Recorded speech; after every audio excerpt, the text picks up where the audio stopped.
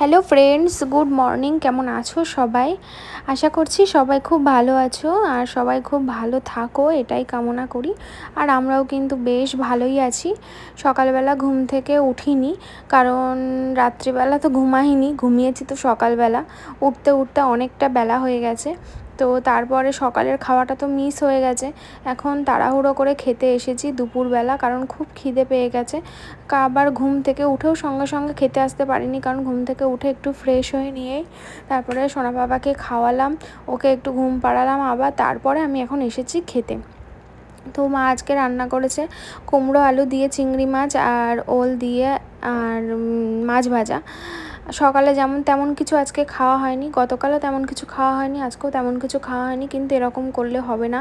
তোমরা সবাই কমেন্ট করছো এবং মাও বকা দিচ্ছে যে এরকম করলে কী করে হবে, সকালবেলার খাবারটা যদি মিস হয়ে যায় তাহলে তো তোর শরীরটাও খারাপ করবে। এখন তো বেশি বেশি করে খেতে হবে। সকালে যদি এরকম প্রত্যেক দিন সকাল থেকে দুপুর অবধি না খেয়ে থাকা হয় তাহলে তো এটা খুবই খারাপ একটা ব্যাপার। তো যাই হোক, মা বলছে তুই সকালে উঠবি, উঠে খেয়ে দে, দরকার হয় আবার ঘুমিয়ে পড়বি ওর পাশে। তো দেখি তাই করতে হবে। অ্যাকচুয়ালি কী বলো তো, টোটালি সারা রাত ঘুম হয় না আমাদের দুজনেই জেগে থাকি। এবার ভোরবেলার দিকে ঘুমাই, তারপরে আর একদমই উঠতে ইচ্ছা করে না, সকালবেলা চোখই ভাঙে, মানে ঘুমই ভাঙে না। এবার এমনটা তো নয় যে ভোরবেলা ঘুমালাম আর একদম 10টার সময় উঠলাম পারফেক্ট একটা ঘুম দিয়ে, সেটা তো না। ভোরবেলা ঘুমালেও তারপরে অনেকবার উঠতে হয় ওকে খাওয়াতে। তো যাই হোক, দেখো আজকের বাইরের পরিবেশটা কিন্তু বেশ মানে ঝলমলে, রোদ ঝলমলে ওয়েদার, আর গরমও বেশ ভালোই পড়েছে। তো আমি এখনও যেহেতু স্নান করতে পারিনি, এবার গিয়ে স্নান করব, তারপরে ফ্রেশ হব, পরিপাটি হব। যতই পরিপাটি হয়ে থাকার চেষ্টা করি এই সময়টা একটু আলুথালু হয়ে যায়। তো যাই হোক, বাবা বাড়ি চলে এসেছে কাজ থেকে, এসে খাওয়া দাওয়া করে নিয়েছে স্নান টান করে। আর আমার মা এখনও খায়নি, মা খাবে একটু পরে। আর আমার বরকে বললাম আমরা সবাই কত করে যে খাও খাও, খেয়ে নাও। সকালবেলাও কিছু খায়নি, এখন দুপুরবেলাও কিছুই খেলো না। তো যাই হোক, আমি এবার যাব স্নান করতে। আর এইদিকে দেখো মা সুন্দর করে বিছানাটা গুছিয়ে দিয়েছে, বিছানার চাদর কিন্তু চেঞ্জ করে দিয়েছে। আর আমার সোনা বাবাকে একটু দোলনায় দিয়েছি, ও দোলনায় কিন্তু বেশ ভালোই ঘুমায়। আর আমি এই যে স্নান টান করে চলে এসেছি, এখনও পর্যন্ত চুল টুল কিছু আঁচড়ানো হয়নি। ওকে দোলনায় দিয়ে আমি স্নান করতে গিয়েছিলাম, আর মা ওকে দেখছিল এত সময়। ও কিন্তু বেশ দোলনায় ভালোই ঘুমায়, তবে সবসময় দোলনায় দিই না, খাটেই ঘুমায়। তো চলো, শুভ সন্ধ্যা সবাইকে। এই যে আমার সোনা পাপা কিন্তু এখন উঠে রয়েছে, সব সময় হচর পচর নচর পচর করতেই থাকে, মানে একদমই স্থির নয় আর কি, হাত পা মানে এলোমেলো এরম করতে থাকে। তো যাই হোক, এই যে সন্ধ্যাবেলা এখন আমি খাবো চা আর গরম গরম রুটি। হ্যালো বন্ধুরা, শুভ সন্ধ্যা সবাইকে। সন্ধ্যা পার হয়ে গেছে অনেকক্ষণ, সন্ধ্যাবেলা তো চা খেলাম দেখতেই পেলে। তো গতকাল রাত্রিবেলা আমাদের দুজনের একদমই ঘুম হয়নি, আজকে সকাল থেকেই, ওই জন্য শরীরটা ভালো যাচ্ছে না, আর কোমরটা খুব ব্যথা যন্ত্রণা করছে। এবার ও তো কাজে গেছে, ওই 3:30টার সময় বেরিয়েছে, দুপুরে খেয়ে যায়নি, বললো খেতে ইচ্ছা করছে না, মানে খিদে পাচ্ছে না। সকালেও খায়নি, সকালে শুধু চা বিস্কুট খেয়েছিল, আর দুপুরেও খেলো না, বেরিয়ে গেল কোথায় কোথায় একটা কাজ ধরা আছে আজ কয়েকদিন ধরে, মানে যাবে করে আর যাওয়াই হচ্ছে না সেখানে। তো আজকে ফাইনালি গেছে। তো যাই হোক, ও এখনও বাড়ি আসেনি, খাইও নি। মশারি দিলেই থাকতে চায় না, এত সময় ঘুমাচ্ছিল, আমি বলছি মশারিটা দিয়ে দিই, নইলে মশা কামড়াবো। মশারিটা দিয়েছি আর উষ্পাস শুরু করেছে। মশারি না দিলে হয় বলো, মশা কামড়াবে।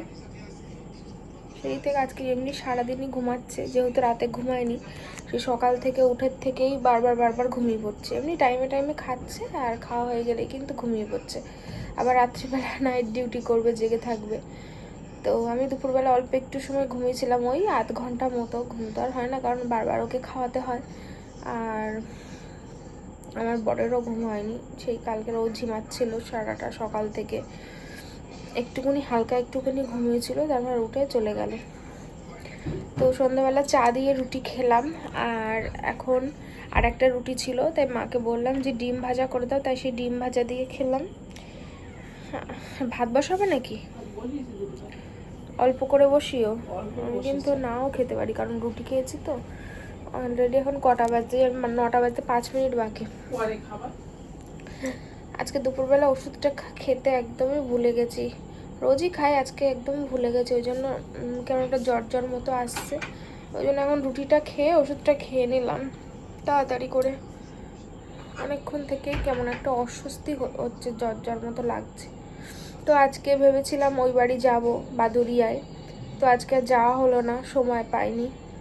গেলে সকালের টাইমে যেতে হবে, কারণ ও তো ঘুমালে মাঝে মাঝে সঙ্গে সঙ্গে উঠে পড়ে, আবার মাঝে মাঝে 2 ঘন্টা ঘুমায়, 2 ঘন্টা অন্তর অন্তর। তো যাই হোক, এবার ওকে খাইয়ে রেখে তারপর আমি যাব, আবার ঘন্টাখানেকের মধ্যে চলে আসব। ও ঘুমাবে, তারপর ঘুমিয়ে থেকে উঠলে মা ওকে দেখতে পারবে, এসে আবার খাওয়াবো, তো অসুবিধা হবে না, যেহেতু কাছাকাছি। দূরে হলে একদমই যেতে পারতাম না, কাছাকাছি তাই আস্তে আস্তে যাব, কোনো সমস্যা হবে না। তো একটু যাওয়া দরকার, কারণ কিছু জিনিসপত্র আনতে হবে, কারণ যেহেতু কোনো জিনিসপত্রই আনিনি, নাইটি ফাইটি কিছু আনিনি, এখানে তো কয়েকটা মাত্র নাইটি রয়েছে, তো ঘুরিয়ে ফিরিয়ে পড়তে খুব সমস্যা হচ্ছে। তো ওই বাড়ি থেকে সব নাইটিগুলো নিয়ে আসতে হবে, কিছু শাড়ি নিয়ে আসতে হবে, কারণ এখানে যেহেতু এখনও বেশ কিছুদিন, অনেক দিনই থাকবো, তো আমার এদিক ওদিক যেতে লাগবে, তো শাড়িও লাগবে। তারপরে আবার সাজার জিনিস টুকটাক যেগুলো থাকে, মেকআপের এটা ওটা সেটা, সেগুলো আনতে হবে, কারণ বাইরে যেতে গেলে হালকা একটু সাজগোজ যদি কোথাও যায় সেখান থেকে তো একটু লাগবে। আরও কিছু টুকটাক জিনিস আছে, আমার বড়ের কিছু জামা কাপড় আনতে হবে, ওরও তো কিছুই আনিনি, জাস্ট বাড়ি পরা জামা কাপড়গুলো, ভালো জামা কাপড়ও কিছু আনতে হবে। তো আমি না গেলে হবে না, ও একা ওইগুলো গুছিয়ে আনতে পারবে না, তো তার জন্যই যাব। আজকে যাওয়ার কথা ছিল, কিন্তু আজকে আর হলো না, কালকে দেখি কখন যায়। কালকে সকালবেলা ঘুম থেকে উঠে খাওয়া দাওয়া করে ওকে খাইয়ে ঘুম পাড়িয়ে মায়ের কাছে রেখে তা যাব।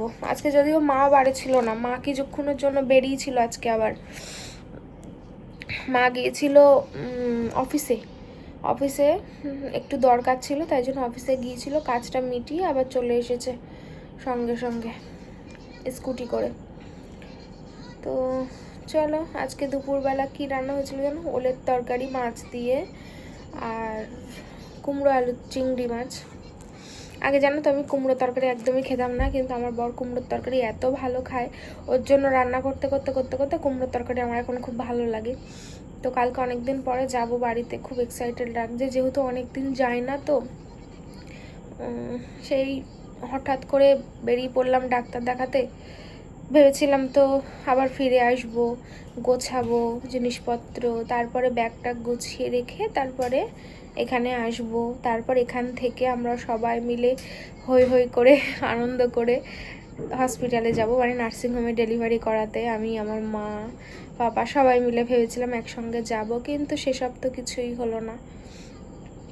ভেবেছিলাম সাজুগুজু করে যাব, কিন্তু কিছুই হলো না, সব অন্যরকম হয়ে গেল। অ্যাকচুয়ালি যেটা যার মানে যার যখন জন্মানোর ভাগ্য আছে সে তো তখনই জন্মাবে, বলে আমাদের ইচ্ছা মতন তো কিছু হবে না। তো যাকে, এই যে আমার পুচু এখানে ঘুমাচ্ছে। প্রথমে যখন বাড়ি আসলো নার্সিংহোম থেকে, সেই 2 দিন ওর খুব সমস্যা হয়েছে, যেহেতু একটা জায়গায় ছিল, তারপরে আর একটা জায়গায় এসে ওর মানিয়ে নিতে খুব সমস্যা হয়েছে, ঘুমাতো না, কাঁদতো, খেত না ঠিকঠাক। তারপরে আস্তে আস্তে এখন কিন্তু ও বেশ কমফোর্টেবল হয়ে গেছে, এখন আর কোনো অসুবিধা নেই।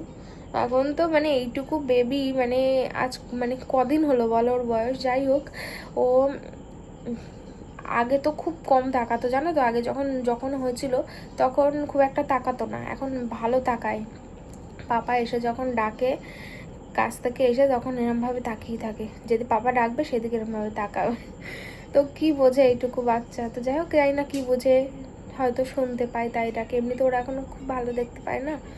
তো যাই হোক, চলো দেখতে দেখতে সুন্দর সময়টা কেটে যাবে, তখন আবার মিস করবো। এখন যেমন প্রেগনেন্সি জার্নিটা কিন্তু প্রচুর মিস করি, সেই সময়গুলো কিভাবে কেটে গেল 9টা মাস, ভাবতাম কিভাবে কাটবে কিভাবে কাটবে, দেখতে দেখতে কেটে গেল। আর এই যে এখন ঘুমাতে পারছি না, এখন মনে হচ্ছে কবে কাটবে, কিন্তু এটাও ঠিক কেটে যাবে, তখন মনে পড়বে যে হ্যাঁ সারা রাত জেগে থাকতাম, সারাদিন ঝিমোতাম। চলো,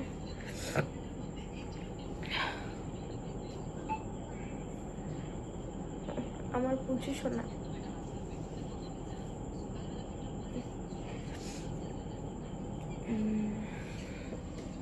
বন্ধুরা, জানি না কতক্ষণ পরে এলাম, দেখেছো আজকে দাড়িটা শেভিং করে কতটা জেন্টেলম্যান লাগছে। চুলগুলো আবার শ্যাম্পু করলাম। তো আজকে আমি গেছিলাম বিকেলের টাইমে একটা ওয়ারিংয়ের কাজে, একটা কাজ ধরেছি যেটা আমার কিন্তু 4-5 দিন টাইম লাগবে। সে কারণে আমি বেরিয়ে গেছিলাম 4:30-5টার দিকে, ঠিক আছে। তারপরে সেখানে গিয়ে একটা জায়গায় ওয়ারিংয়ের কাজ করতে গেছি, তার পাশের বাড়ির একজন বলছে কি আমার বোর্ডের তার কাটা, এই কাটা সেই কাটা, আমি থাকতে পারছি না, ঘরের মধ্যে ইঁদুর ঢুকছে, এইসব বলছে বলে আবার তার বাড়িটা করে দিলাম। দিয়ে আবার একজনের বাড়ি গিয়ে শুধু আজকে এই যে কেসিং, এই কেসিংটা মেরে আসলাম শুধু, এখনও ওয়ারিং করিনি। বড় বাড়ি তো, 2টো ঘর, একটা বারান্দা, আর ফ্রিজ আছে, মোটর আছে, কম্পিউটার সেট আপ আছে, জানি না ইনভার্টার কানেকশন হবে কি না। তো যাই হোক, এসব কথা বলে তো লাভ নেই, তোমরা অতটাও বুঝবে না। তো আমি প্যান্টগুলো কবে পরবে ও? কি কিনেছে? না, সে জামার সঙ্গে ছিল, সবকটা জামার সঙ্গে তো প্যান্ট আছে, কিন্তু প্যান্ট তো পরতে পারে না, কারণ গার্ডার আছে না, যেহেতু তার জন্য এটা ছোট 6 মাস হলে ভাব পড়বে। 6 মাস 2 মাসে গেলেই পড়বে, তার মধ্যে পড়ার মতো হয়ে যাবে।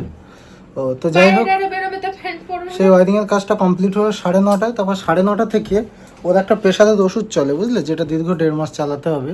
তো সেই ওষুধটা আমি মনে করো বেনেপাড়া বাজারে 4টে ওষুধের দোকান, 3টে খোঁজ নিয়েছি, একটাই দেখা হয়নি, মিসিং হয়ে গেছে।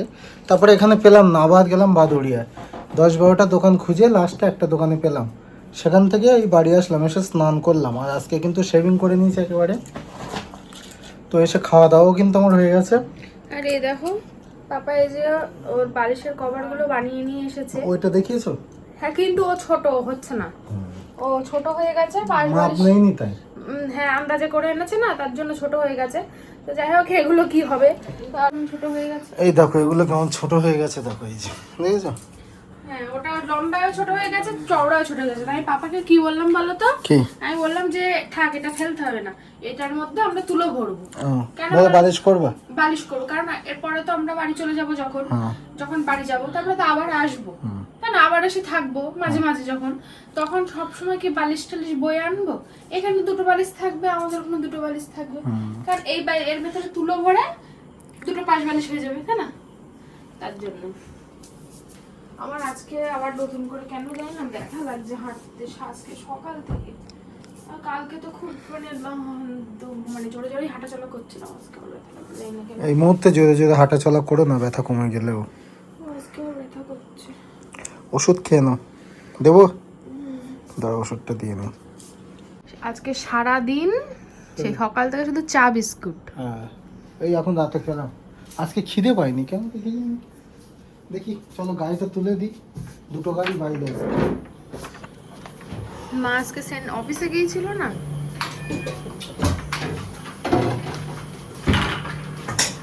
খাওয়া দাওয়া হয়ে গেছে রাতের, আবার কালকে আবার রান্না বান্না করতে গিয়ে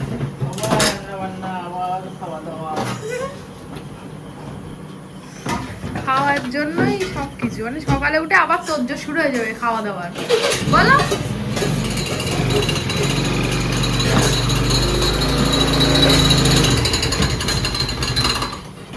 আর কদিন পরের থেকে আমি স্কুটি চালাতে পারবো,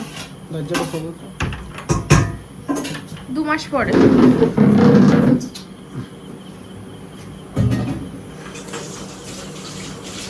আমি কতদিন স্কুটি চালাই না।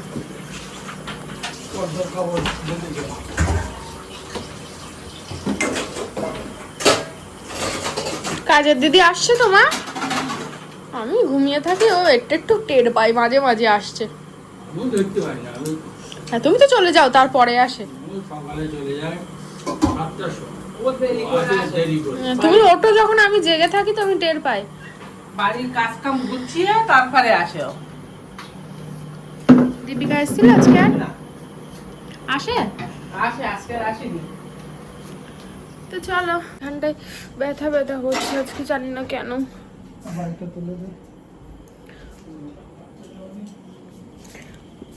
আজকে অন্যদিন তো ভোরবেলা ঘুমোয় 4টের দিকে, আজকে টোটালি মনে হচ্ছে ঘুমোবে না, বুঝলে তো, মানে আজকে সারাদিন যেভাবে ও ঘুমাচ্ছে, ও আজকে আর টোটালি ওর ঘুম টুম হবে না সারা রাত, পুরো এইবার উঠবে আর একদম ওর খেলার টাইম শুরু হয়ে যাবে।